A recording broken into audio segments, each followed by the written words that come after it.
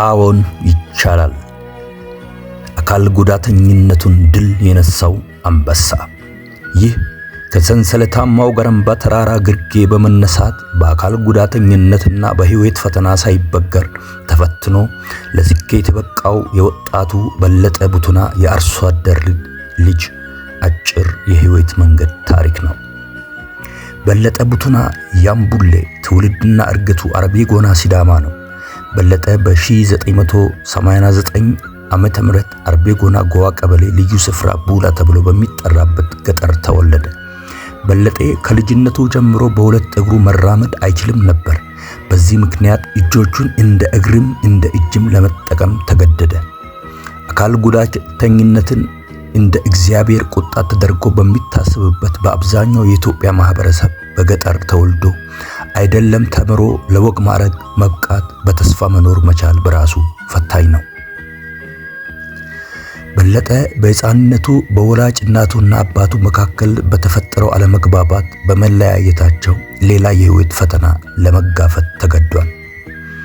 የወላጆቹ መለያየት በአካል ጉዳተኝነቱ ላይ ታክሎበት ህይወትን በእንቅርት ላይ ጆሮ ደግፍ አይነት አድርጎበታል። በለጠ እድሜው ለትምህርት ሲደርስ በአካባቢው ወደ ትምህርት ቤት የሚሄዱ ልጆችን እያየ እኔም ከነዚህ ልጆች ጋር ትምህርት ቤት በሄድኩ እያለ ይብሰለሰል ጀመር። ግና አካል ጉዳተኝነቱ ትምህርት ቤት በአቅራቢያ አለመገኘቱ የመንገድ መሰረተ ልማት አይደለም ለአካል ጉዳተኛ ለጤነኛ ሰው እንኳን ምቹ አለመሆኑ፣ የመጓጓዣ እጦት፣ ማህበረሰቡ በአካል ጉዳተኞች ላይ ያለው አሉታዊ አመለካከት፣ ወላጅ እናት ቤት ውስጥ በማጣት እህል ውሃ የሚሰጥ ሰው መጥፋቱ፣ ይህ ሁሉ ፈተና ከፊት ለፊት ተሰልፎት የሚጠብቀው ነበር። በለጠ በልቡ ኮስታራ ነው። ፈተናዎቹን ሁሉ ለመጋፈጥ ቆርጦ ተነሳ። አልችልም ባይነትን ገና በጠዋቱ ቀበረ። አዎን ይቻላል አለ። አባቱ ከጎባ ወደ ገረምባ ተራራ አካባቢ ፊደ ፎሊሾ ቀበሌ ወዳለው እርሻ ተዘዋውሮ መጥቶ እያለ ከሱ መንደር በ5 ኪሎ ሜትር ርቀት ላይ ወደሚገኝ ሹሮ አንደኛ ደረጃ ትምህርት ቤት ለመግባት ወሰነ። የት ልትደርስ ትማራለህ? በዚህ ጭቃ በእጅህ እየደህ መከራ አበሳን ከምታይ አትተኛም? የአብዛኛው ማህበረሰብ ቅስም ሰባሪ አስተያየት ነበር። በለጠ ለአሉታዊ አስተያየቶች ጆሮ አልሰጠም። የአንደኛ ክፍል ትምህርቱን አንድ ብሎ ሹሮ አንደኛ ደረጃ ትምህርት ቤት ጀመረ። ገረምባ ተራራና አካባቢው በሲዳማ ክልል የደጋማ ስፍራዎች ቁንጮ መሆኑ ይታወቃል። በዚህ ተራራ አቅራቢያ የሚገኝ ሹሮ ትምህርት ቤት ከአርቤ ጎና ወረዳ ሩቅ ትምህርት ቤት ተብሎ ከሚታወቁት አንዱ ትምህርት ቤት ነው። የአካባቢው የአየር ንብረት በጣም ዝናባማ፣ መልክዓ ምድሩ ተራራማ፣ የመሬት አቀማመጡ አይደለም ለአካል ጉዳተኛ ለጤነኛ ሰውም ፈታኝ ነው። በለጠ ለተፈጥሮ ፈተና እጅ ሳይሰጥ ከፊደ ፎሊሾ ቀበሌ ከመኖሪያ ቤታቸው ለሊት 11 ሰዓት ወጥቶ 5 ኪሎ ሜትር ከ3 እስከ 4 ሰዓት በእጁ እየተራመደ ትምህርት ቤት 2 ሰዓት ይደርስ ነበር። በዚህ መልኩ ወደ ትምህርት ቤት ሲሄድ ብዙ ፈተና ገጥሞታል። በአንድ ወቅት ወንዝ ዘሎ ለመሻገር ሲሞክር ይዞት ሄዶ እግዚአብሔር እንዳስጣለው አጫውቶኛል። በለጠ ከአብሮ አደጎቹ እጅግ ቀድሞ ጉዞ ስለሚጀምር ዝናብና ብርድ ከማንም በላይ ተፈራርቆበታል። እሾህ፣ ጠጠርና ጭቃ እንደ እግር የሚጠቀምባቸውን እጆቹን ጎድተውታል። ከማህበረሰቡ መገለል መድሎ ተስፋ አስቆራጭ ንግግሮች ተፈታትነውበታል። በለጠን ግን ከአካል ጉዳተኝነቱ ጋር ይህ ሁሉ መከራ ታክሎበት ቢሆንም የልጅነት ህልሙን ከመኖር አላገደውም። በለጠ የአንደኛ ክፍል ትምህርቱን በብዙ ፈተና ሹሮ አንደኛ ደረጃ ትምህርት ቤት አጠናቆ የተሻለ ህይወትና ትምህርት በመሻት ወደ አርቤ ጎና ወረዳ አስተዳደር መቀመጫ ወደ ሆነችው ያየ ከተማ አቀና። ያየ ከፊደ ፎሊሾ ከነበለጠ ገጠር በ14 ኪሎ ሜትር ርቀት ላይ ትገኛለች። በለጠ ከሁለተኛ እስከ 8ኛ ክፍል ቁጥንቻ አንደኛ ደረጃ ትምህርት ቤት፣ ከ9ኛ እስከ 12ኛ ደግሞ አርቤ ጎና ከፍተኛ ሁለተኛ ደረጃ ትምህርት ቤት ተምሯል። ያየ ከተማም ከአዲስ አበባ ከተማ እኩል የተቆረቆረች እድሜ ጠገብ የደጋ ሀገር ከተማ ብትሆንም ለአካል ጉዳተኛ የሚመች መሰረተ ልማት የላትም። የተፈጥሮ በረከቷ እንደተጠበቀ ሆኖ ቅዝቃዜ፣ ዝናብ፣ ጭቃ የተለመደ ነው። በመሆኑም በለጠን ህይወቱን በከተማ ቢያደርግም ፈተናዎቹ እልፍ ነበሩ። በሌ ያየ ከተማ ገብቶ 3ኛ ክፍል እስኪደርስ በባዶ እጆቹ ነበር የሚራመደው። ልብ በሉ፣ በባዶ እግሩ ሳይሆን በባዶ እጆቹ።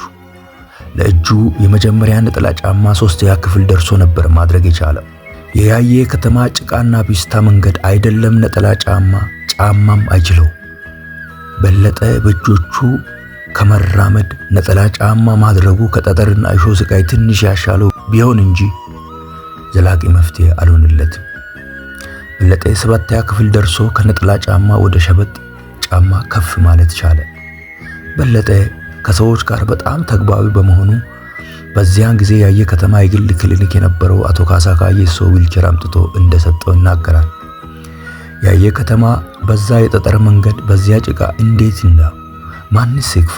በለጠ በተማሪው እየተገፋ ለጥቂት ጊዜ ህይወት በዊልቸር ሞከረው።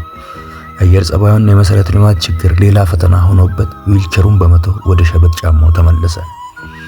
በለጠ በክረምትና አንገብጋቢ ማህበራዊ ጉዳዮች ሲገጥሙት ከያየ ፊደ ፎሊሾ አንዳንዴም በፈረስ ሌላ ጊዜም ሰው ተሸክሞት ተመላልሷል።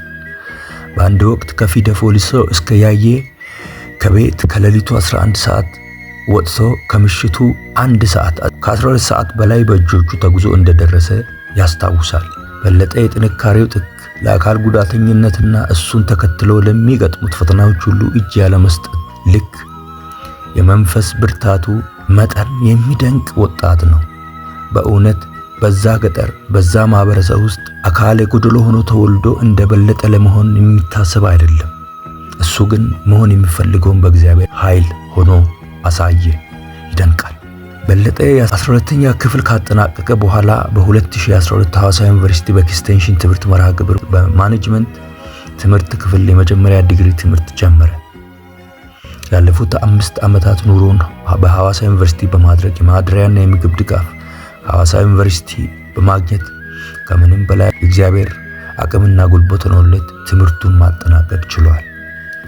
በለጠ ምንም እንኳን አካል ጉዳተኛ ቢሆንም ስነ ልቦናው ጠንካራ ነው። በራስ መተማመኑ ከፍ ያለ ነው። በባህሪው ከሰዎች ጋር ቶሎ ተግባቢ፣ በግል ሕይወቱ ዘናጭና ንጽህና የሚወድ በጣም አራዳ ነው። በሌ የዋዛ አይምሰላችሁ። መብቱን ለማስከበር ከማንም ጋር ከመጋፈጥ ወደ ኋላ የማይል ቆራጥ ተሟጋች ነው። የሲዳማ ሀዮ መላ ያውቅበታል። ንቃተ ህሊናው የላቀ ነው። ሰው ሁሉ የሚደነቅበት ወጣት ነው። በለጠ የራሱ ብቻ አይደለም፣ ለማህበረሰቡ መብትና ጥቅም ጥብቅና ለመቆም አንደኛ ነው። በሌ ማህበራዊ ሕይወቱ ጠንካራ ነው። የታመመውን ሆስፒታል፣ የታሰረውን ማረሚያ ሄዶ ይጠይቃል። ለቅሶና ቀብር ቀድሞ ይደርሳል። በሌ ያምቡሌ የስፖርት አፍቃሪ ነው። በአካል ጉዳተኛ ስፖርት በአትሌቲክስ ዘርፍ የቀድሞ ደቡብ ክልልን በመወከል በልዩ ልዩ ዘርፎች ሜዳሊያ ተሸላሚ ነበር። በሌ ሲዳማ ቡና እግር ኳስ ክለብ ቀንደኛ ደጋፊ ነው። በሌ አካል ጉዳተኛ አካሉ ቢጎዳም አስተሳሰቡና ልቡ ጤናማ እስከሆነ ድረስ ያሰበበት ከመድረስ የሚከለክለው ነገር የለም ብሎ ያምናል። በሌ ለዚህ ስኬት እንዲበቃ እግዚአብሔር እንደረዳው ይናገራል። የግር ጥረቱና ለፈተናዎቹ ሁሉ እጅ ያለመስጠቱ የስኬቱ ዋነኛ ምክንያት ነው። ሐዋሳ ዩኒቨርሲቲ የሲዳማ ክልል ሴቶችና ሕፃናት ቢሮ ለጋሽ ግለሰቦች፣ የተለያዩ ቢሮ የሥራ ኃላፊዎች፣ ቀና ልብ ያላቸው የማህበረሰብ አካላት፣ ወጣቶች ከስኬቱ ጀርባ እንደሚገኙ ይናገራል። ለወደፊት ምን እንደሚፈልግ ጠይቄው እግዚአብሔርንና ማህበረሰብን ማገልገል ዋና የህይወት ግቡ መሆኑን አጫውቶኛል። በስተመጨረሻ በለጠን የህይወት ጉዞ ታሪክ የሰማችሁ በሀገር ውስጥና በውጭ ያላችሁ ካላችሁ ቀጥሎ ባለው የግል ስልክ ቁጥሩ በመደወል እንዲታበረታቱት በታላቅ አክብሮት ጠይቃችኋለሁ። ሳሙኤል በላይኔ ቃሜኔ ሰኔ 26 2016 ዓ.ም ከሐዋሳ ሲዳማ ኢትዮጵያ